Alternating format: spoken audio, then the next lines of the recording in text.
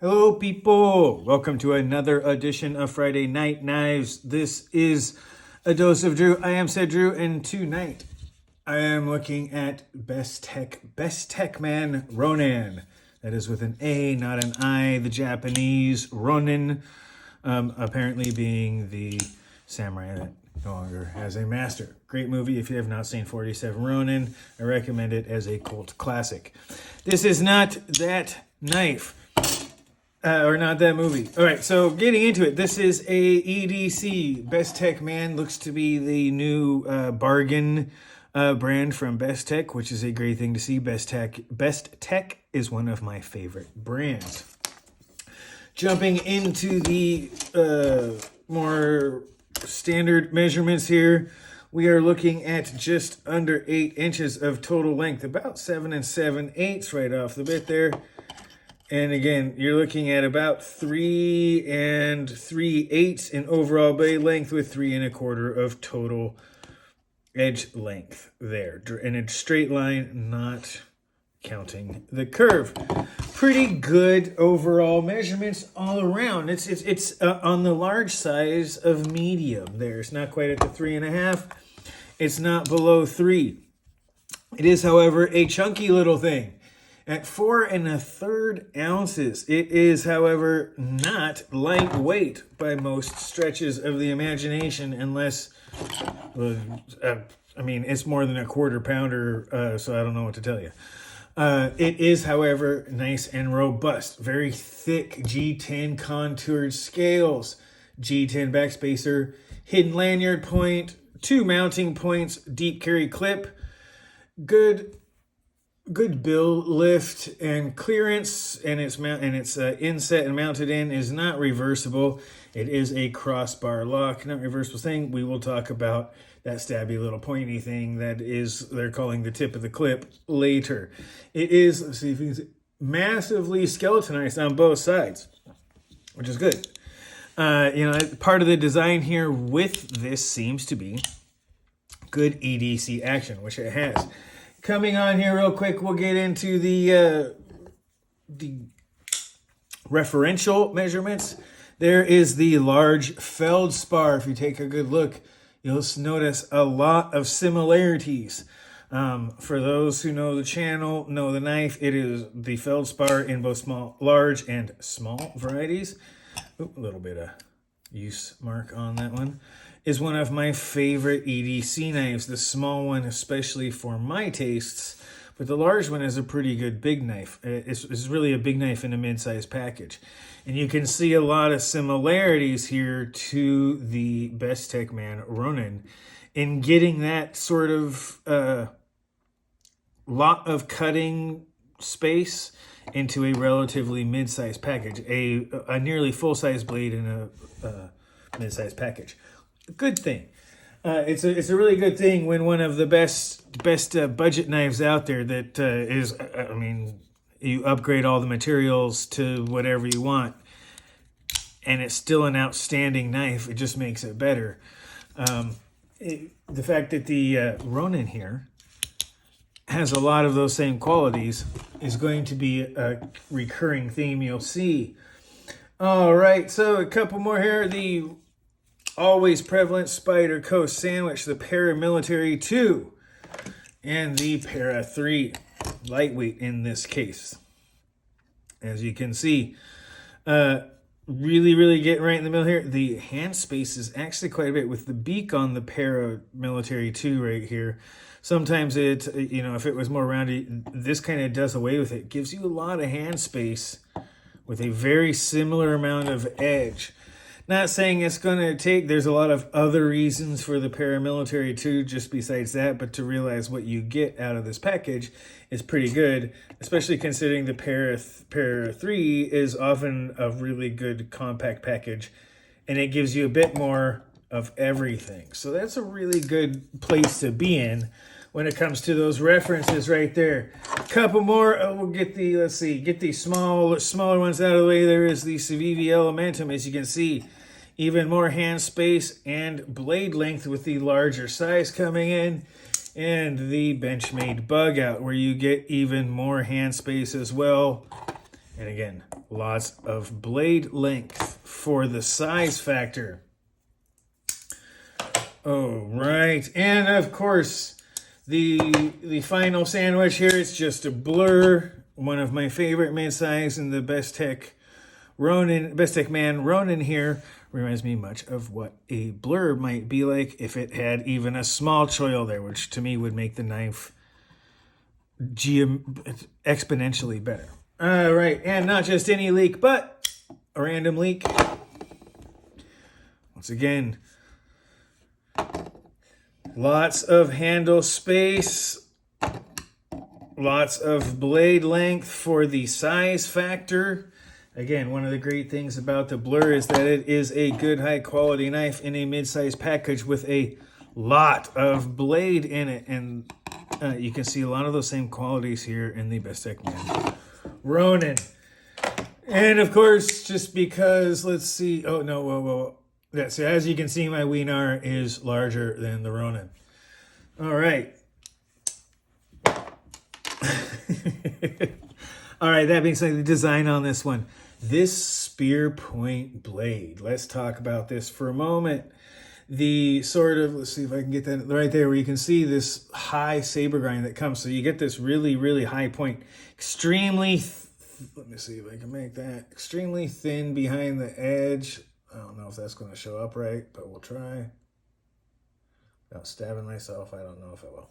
Anyway, that might work better. Very, very, very thin behind the edge, all the way out to the very tip. 14C28 and steel. A great steel in this black stonewash finish, which is a fantastic finish. Very, very slicey. 1/8 inch thick or 3mm blade. Crossbar lock. Good action. It's been used quite a bit. Ceramic ball bearing, skeletonized. Again, as I said previously, the contoured liners. Good ergonomics. This design is pretty good as far as the ergonomics, the blade steel, the crossbar lock. It does give you the thumb. The saber grip does seem to be it's preferentially designed that way, but you can most definitely get into a pinch grip. The scoring or over the top grip if you're trying to get something in there, and of course the always necessary if you get a sliver or a thorn or something, you can definitely get a good choke up, and you have a direct straight line from the pivot to the tip, so you get good control. That's kind of the thing. You can even do a held back grip if you need to, but it just works better you can get all the way up if you need to get some really control. But mostly it's just relaxed with a little bit. And you find a little space between the pivot and the crossbar lock that the thumb kind of just naturally rests. Really good for the overhand grip. I would call it a foil grip, but well, anyway, not really. But yeah, so it definitely has all of that. The aesthetics...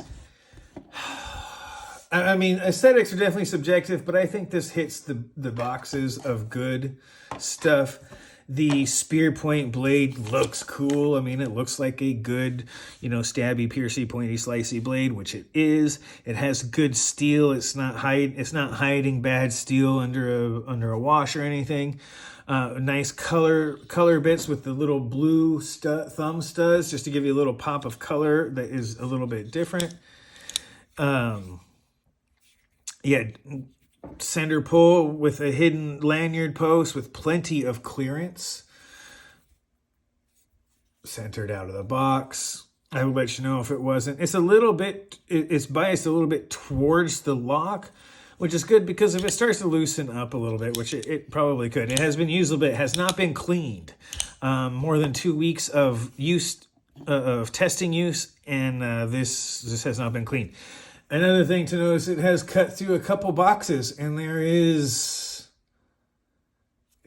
no significant wear pattern. I mean, it was right through. I was cutting through different areas, checking out the grind and everything, and I can tell that there's marks there because I know where I cut, but it's really hard to tell if you don't know. It just looks like normal. So really great on that, and the mechanics of this are just I mean, it's really hard to fault. Ceramic bearings on an axis lock. I can tell you right now, anything that, any hang up you see on here with the thing, besides just being difficult to do on camera, I can almost guarantee you has to do with the grime and stuff. I have had this knife in significant use. Not real sure, but very confident in most Bestech in it being heavy and it being able to have worn jeans recently. For those of you who don't know about the timing of this, we are a lot of California is under a blizzard warning. Believe it or not, even Southern California. So there you go. So I've had a chance to wear my big pants, thick pants, and use the knife. In fact, there comes the heat on right there in case it messes up the sound. But yeah, so this is really good in that particular bit, which brings us to the nice part, because that's the kind of the noteworthy points. This knife really seems to be, it's a good value, number one. The noteworthy points kind of are sort of like a list of what comes next. Because it is sort of an EDC for all. It's attempting to be that one knife you can buy.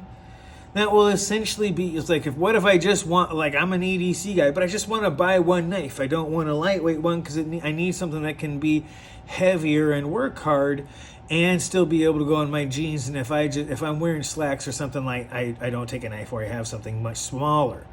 You know, there's something to be said where I wear this knife, but if I'm wearing something lighter, I only take something like that, right? Like if you have those two things as your EDC and that's what you're working with, then so be it. And this knife really goes to that. One of the noteworthy points is that it really is kind of a do-it-all knife of all trades. It's got plenty of stabby as well as tip strength. It's in a very tough steel with a thin behind the edge geometry along with a high flat grind, which gives you great sliciness. So with the stabby, slicey, pokey stuff taken care of, you have the ceramic bearings going to be working for a long time. Crossbar lock, one of the best. The clip is one-sided, but there's absolutely nothing non-ambidextrous about a crossbar lock unless you're like me and just can't use your left hand for much. That goes right to the intended purpose. This is your one knife for everything. And the thing is, if you're going to be doing that, it's your one knife for everything on a budget, which brings us to that cost to value ratio. You can find these in different trims, the satin blade, different colors of G10. They may even have some micarta. I haven't seen every variant, but they definitely have quite a bit, and it's good. You can get them all over, and it's $51.90. I believe it was like $52. $52 for a fully lined, heavy duty, thick, hand-filling pocket knife with a great steel. You'll get edge retention on here that's, right up there with like VG10, OS 10 and stuff like that. You get similar to that, at least, in fact, generally better than 8CR13 or AUS8. Even though the carbon content might give you a little bit to think differently. The fine grain, all that stuff, you can get straight razors in 14C28N, and it will take a ridiculously fine and sharp edge, and it will hold it for a good long while being ridiculously tough, so its edge stability also holds up under this kind of small, narrow geometry. A fantastic steel. One of my favorites, if you're looking at budget steels, 9CR18, 14C28N, D2, and 154CM to me are the best budget steels. We'll do a video here coming up on my whole take on what steels. There seems to be a lot of them. But when you're talking about like budget steels in a knife, if I see one of those on it, I'm not the only thing I question is if it is a company that does a good heat treat. Bestech has some of my favorite knives I own, as are Bestechs, quite honestly. So this is from the Bestech Ghost comes to mind, to be perfectly honest, as far as one that immediately comes to mind as far as a great knife, and also a little bit of family resemblance, quite honestly. All right, so that brings up the expectations. I know a lot of people like, I don't want to look. I do judge knives based upon their cost, if I were to not know the steel and not know, what else, the action on this thing is as good as, knives costing 3 times as much, at least. Or even just double. Well, can't count the S45BN, but the BD1N version has really great action. So, and it's about $100 and something bucks. It's about twice as much as this. So 2 to 3 times as much at least. Even though we're seeing crossbar locks all over the place. Case in point is, the new Kershaws, where they're right around the same price lock. The Heist is not my favorite one, but it is a very deliberate motion, as opposed to my current favorite, the Kershaw Covalent. And the fact that you can just use the crossbar to deploy and retract. You can do it while it's flat, but you got to get the timing right. And it helps if you have a little bit of angle going the other way.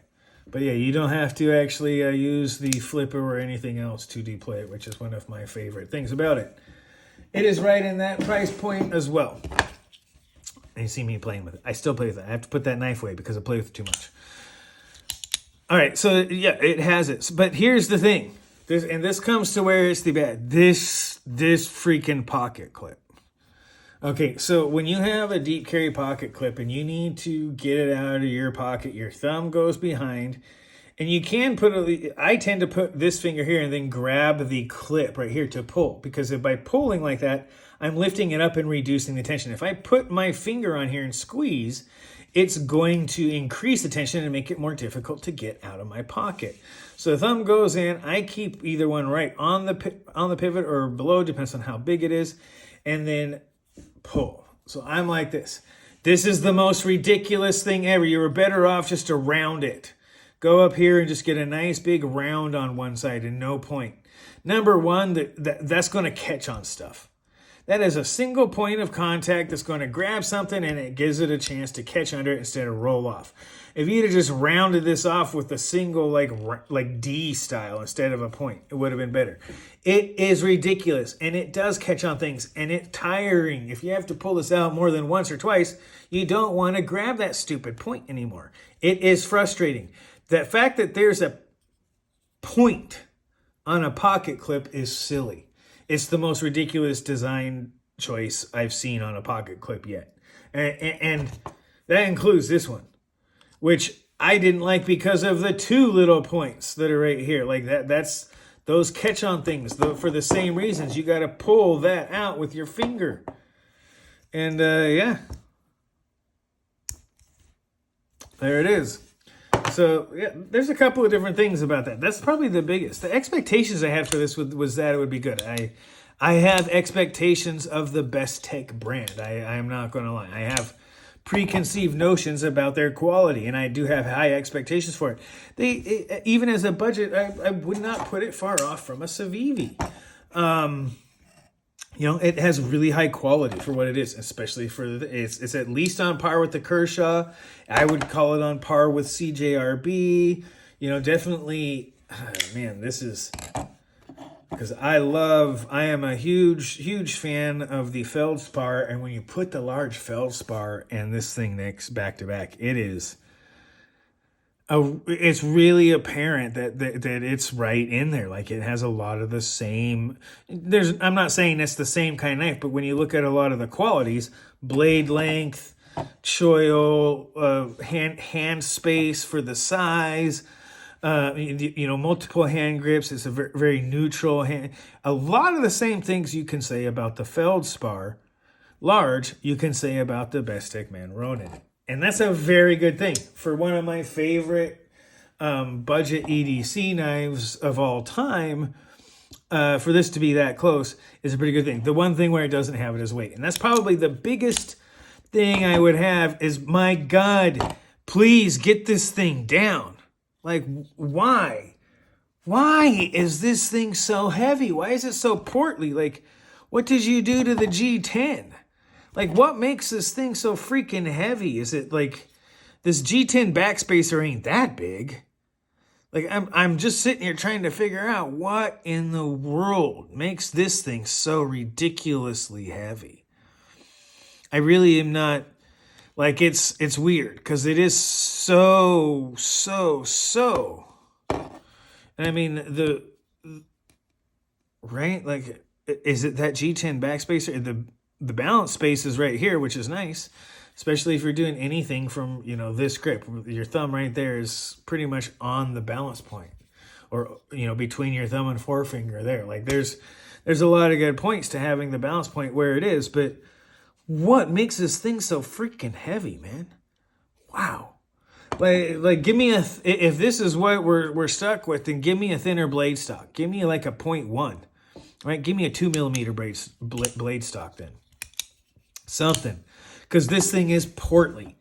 I would, if I could get this thing down to, give me 1 1/3 ounces. Give me a 30% reduction in that, at least a 30% reduction in that weight. Give me down to like 3 ounces. Like, please get me down to like 3, maybe if you give me an ounce off this thing somehow. There's got to be a way. Because, seriously, we're talking about 4 1/3 ounces, and that's 3/4 of an ounce heavier than the large feldspar, right? That's or approximately. That's even, oh God, even that's 1/3 of an ounce heavier than the blur. It's not that it's so far out of normal expectations. When you start thinking about like how heavy some of the other ones are, like Paramilitary 2 is on like 3.6 to 3.7. You got 3.5 around at the large feldspar. You start getting into these weights that are all significantly less than this. Now, some people like that. Some people are like, no, I want it heavy. I want it to, especially if I'm going to have one knife, which this thing's really designed to be your one knife to do it all on a budget. I want something that's going to be heavier and gives me a feeling of robustness and substantialness while I have it in hand. And I understand that. And this delivers. In fact, that's the one thing that I do like about the X-Ray. It does carry its weight well. It has a good balance point. It's lighter than it seems in the hand. It's only when you put it in your pocket or you carry it where it's in, when it's folded up and it, weighs about halfway and you start to go, oh my God, that is kind of heavy. But when it's open and you're using it, it wears its weight well. It's well balanced. Its grip puts the balance point in all the right places so that it's nimble when you're using it. And it doesn't feel its weight until you're carrying it in your pocket or your hand in a closed position or something like that. So that's always good. And that's where I'm going to give this, I usually don't do half stars, but this one's a 4.5 stars. There's a couple of small details that really make it, for me, I would like to see it lose at least a 1/2 ounce of weight. Bring it down to where it's more in comparison with like a Paramilitary 2 or something like that.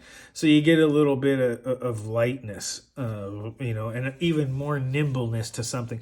It would feel like a 3-ounce knife at 3.5 ounces easily. 3 2/3 knife, yeah, you can see that thing drop. It'll feel like a 3-ounce knife.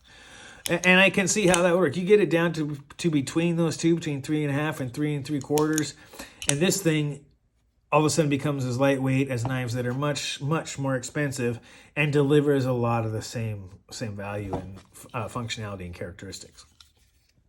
As it is, it does that same thing. It's just a little portly for me. Like I said, if you're one of those people who are like, no, that's a good thing for me. Hey, man, don't let me talk you out of it because the rest of this knife is great. Single worst thing about this knife is that pocket clip. That pointy little thing on the pocket clip is the single worst thing about this knife, and I can almost guarantee you there's other pocket clips that will fit. You can probably find, it won't take long before they have something that'll replace it, or there's probably something else in Bestech's line that can. But as it is, that's the thing. When the worst thing you can say about a knife is its pocket clip, honestly, you can take it off. Use a lanyard or just keep it in your pocket without a pocket clip so you don't have, especially if you're a lefty, like just take off the pocket clip, man, and run it without, and you'll never know. Like that, then all of the bad things about this knife all have to do with budgetary choices like 14C28 and stuff like that. But there's people who are like, I don't need to spend any more money because that steel does everything. It's one of the most well-balanced steels out there. And when you count like performance per dollar, it may be the most. I personally think 154 CM might give it a run for its money, but that's a particular thing to me. They're both extraordinary steels. And that being said, I'm gonna 4.5 stars on this. Extraordinarily recommendable. A very well put together, high value knife, and it looks.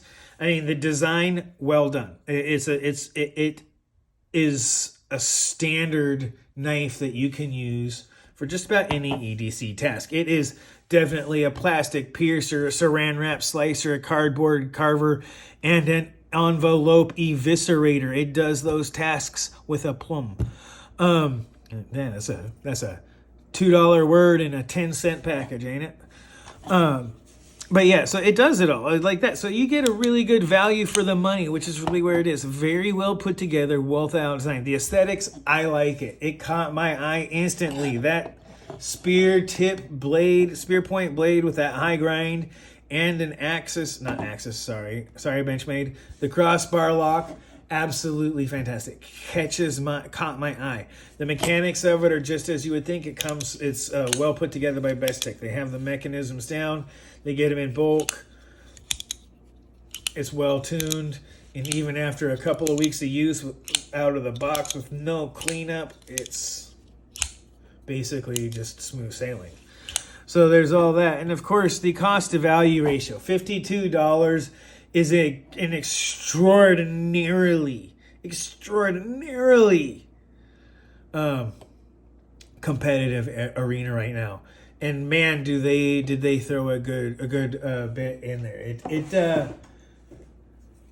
I still like the Covalent in this price range better for my purposes because of its lightweight, and I don't necessarily care about some of the other stuff as much. But if I was looking for a more heavy-duty knife, the Ronan would definitely be in my top picks. It's hard to put into words how this brings so many different things together. It does a really good job of being one knife for all, and if in some ways, if you're a Ronin, you are no longer a part of a team. You are just a one warrior, one do-it-all sort of tool roaming the countryside. And if you're the kind of person who just needs the one knife to roam with you, the Ronin definitely delivers and is highly recommendable. Everything about it does really good.